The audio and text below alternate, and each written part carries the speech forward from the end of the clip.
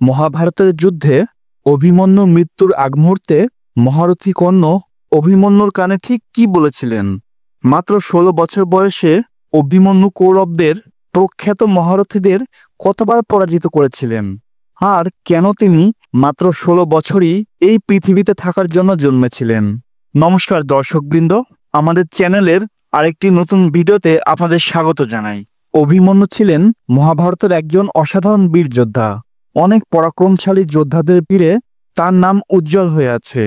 যে বয়সে অনেক তরুণ জীবনের মূল বিষয়গুলো বুঝতেও শেখে না, সেই বয়সে অভিমন্যু কৌরব সেনার বিখ্যাত মহারথীদের তার অস্ত্রশক্তি দিয়ে কাঁপিয়ে দিয়েছিলেন। তবুও শেষ পর্যন্ত তাকে নির্মমভাবে হত্যা করা হয়। কিন্তু এখন প্রশ্ন হলো, মৃত্যুর মুহূর্তে কর্ণ তার কানে কি বলেছিলেন? এই ঘটনাটি ঘটেছিল যুদ্ধের ত্রয়োদশ দিনে। সেদিন কৌরব সেনাপতি দ্রোণাচার্য চক্রব্যূহ নামক একটি জটিল যুদ্ধ কৌশল তৈরি করেন। চক্রব্যূহ এমন এক শক্তিশালী ব্যূহ যার মধ্যে একবার প্রবেশ করলে সহজে সেখান থেকে বের হওয়া যায় না।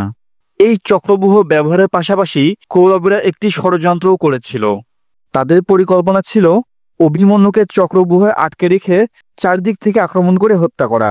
তারা ভেবেছিল যদি অভিমন্যু মারা যায় তবে পাণ্ডবেরা মানসিকভাবে ভেঙে পড়বে এবং অর্জুন হয়তো অস্ত্র ত্যাগ করবে। তাহলে যুদ্ধের সমাপ্তি ঘটবে এবং কৌরবদের জয় হয়ে যাবে। আমরা জানি অভিমন্যু মাতৃগর্ভে থাকাকালীন সময়েই অর্জুনের কাছ থেকে চক্রব্যূহে প্রবেশের কৌশল শুনেছিলেন। কিন্তু সেই সময় সুভদ্রা ঘুমিয়ে পড়েন এবং অর্জুনও থেমে যান।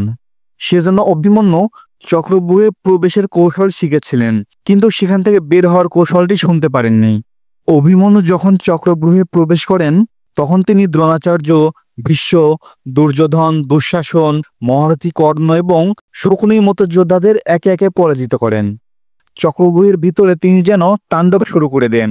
তিনি দ্রোণাচার্যের ধনুক ভেঙে দেন, অভিমন্যু কর্ণকে ৮টি, কৃতবর্মাকে ৫টি এবং শকুনিকে ২২টি তীক্ষ্ণ তীর দ্বারা আঘাত করেন। অভিমন্যুকে দেখে দুর্যোধন ও দুঃশাসনের সাহস হয়নি তার সামনে এগিয়ে আসার। এই সময় দুর্যোধনের পুত্র লক্ষণের সঙ্গে অভিমন্যুর লড়াই শুরু হয়। অভিমন্যু একটি তীর দিয়ে লক্ষণের মস্তক শরীর থেকে বিচ্ছিন্ন করে দেন। পুত্রের মৃত্যু দেখে দুর্যোধন খুবই ক্রুদ্ধ হয়ে যান এবং ঘোষণা দেন, সূর্যাস্ত হওয়ার আগেই এই বালককে হত্যা করতেই হবে। অভিমন্যু ছিলেন এমন একজন বীর যিনি একা ৮ জন মহারথীকে প্রতিরোধ করতে সক্ষম হয়েছিলেন। দুর্যোধন কর্ণকে আদেশ দেন অভিমন্যুর হাত থেকে ধনুক ফেলে দিতে, কারণ ধনুক হাতে থাকলে এই বালক একাই সমস্ত কৌরবদের শেষ করে দিতে পারে। তখন কর্ণ সুযোগ বুঝে অভিমন্যুর ধনুক ফেলে দেন। এরপর অশ্বত্থামা তার তীর দ্বারা অভিমন্যুর শরীর রক্তাক্ত করে তোলেন। অভিমন্যুর উপর যখন একসাথে ৮ জনেরও বেশি মহারথী ঝাঁপিয়ে পড়েন তখন অভিমন্যু একের পর এক তাদের প্রতিহত করতে থাকেন। এমনকি তার শরীর রক্তে জর্জরিত হলেও তিনি রথের চাকা তুলে যুদ্ধ চালিয়ে যান।